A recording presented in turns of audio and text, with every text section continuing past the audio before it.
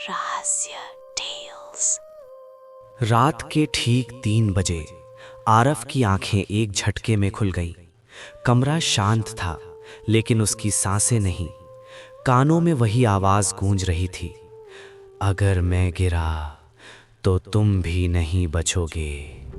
ये सपना नहीं था, ये चेतावनी थी। खिड़की के बाहर पूरा गांव सो रहा था, लेकिन मंदिर की दिशा से बहुत धीमी, लगभग न सुनाई देने वाली घंटी बज रही थी। कोई मंदिर नहीं जाता, कोई घंटी नहीं बजाता, तो फिर ये आवाज़ किसकी थी? सुबह होते ही गांव में अफरा तफरी मच गई। मोहन, जो गाय चराने गया था, वो लौट आया, लेकिन उसकी आंखें खुली थीं और वो देख नहीं रहा था। उसके होठ हिल रहे थे, लेकिन आवाज़ उसकी नहीं थी। व्रत अधूरा है, रक्षक थक रहा है। ये सुनते ही गांव वालों की रूह कांप गई। सबकी नजरें एक साथ आरव पर टिक गईं। तभी वर्षों से चुप बैठा बूढ़ा साधु सामने आया। उसकी आवाज सूखी और डर से भरी थी। ब्रह्म राक्षस डर गया है। गांव में सन्नाटा छा गया। आरव समझ गया, जिस दिन रक्षक डर जाए, उस दिन कैद की गई चीज जागने लगती है।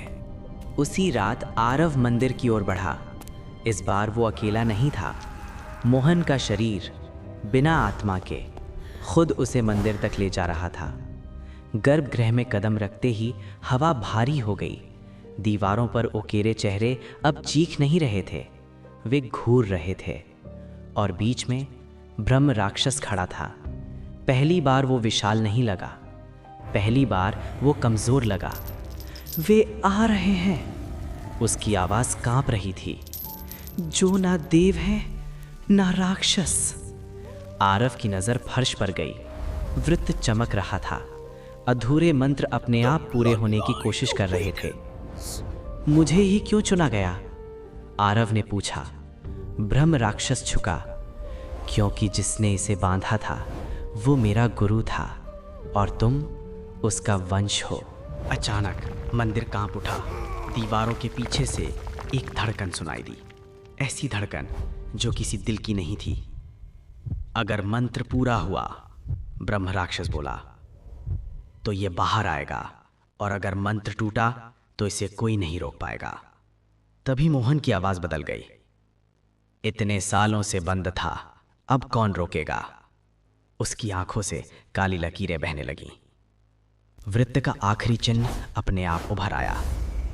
ब्रह्म राक्षस ने आरव की ओर देखा। उसकी आंखों में डर नहीं था, बस एक विनती थी, अब फैसला तुम्हारा है। आरव ने आगे कदम बढ़ाया। धरती फट गई। अंधेरे के भीतर से एक आंख खुली। सिर्फ एक आंख, लेकिन उसमें पूरी दुनिया को निगलने की ताकत थी। और अब सवाल यह है, अगर ब्रह्म राक्षस रक्षक है, तो उस आंख का असली नाम क्या है, जिसे देवताओं ने भी बंद कर दिया था?